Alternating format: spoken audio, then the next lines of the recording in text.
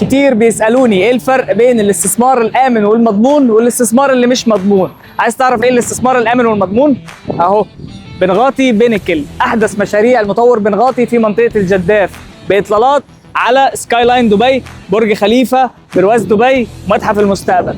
طيب ايه اللي بيميز المشروع ده؟ زي ما احنا شايفين بنغاطي بيعمل في صمت بقاله شهور، الانشاءات واصله مرحله متقدمه، تسليم المشروع ده كمان 4 شهور من دلوقتي، يعني في ديسمبر 2025، وده اول مشروع او اسرع مشروع هيتسلم للمطور بنغاطي في منطقه الجداف، يكاد يكون في كل المناطق. اسعاره ايه؟ اسعاره بتبدا من 1.35 يعني 1.350 للغرفه وصاله، والمشروع ده اكتر مشروع بيوفر لنا غرفه وصاله وغرفتين وصاله و3 غرف وصاله. طيب ايه المميز هنا؟ المميز هنا الاطلالات، نمره 1 الموقع منطقه الجداف، ولو مش عارف منطقه الجداف جوجلت ابحث عنها، فمن ارقى المناطق في دبي، منطقه مركزيه جدا 10 دقائق من اي مكان. فانا جيت النهارده عشان حبيت ان انا الصراحه اصور لكم على ارض الواقع، ساعات الصوره بتغني عن 1000 كلمه، وانا شخصيا بحب اجي واشوف بعيني واعاين بعيني قبل ما اخد قرار. فلذلك المشروع ده فرصه، يا ترى مين هينتهزها ومين هتروح عليه.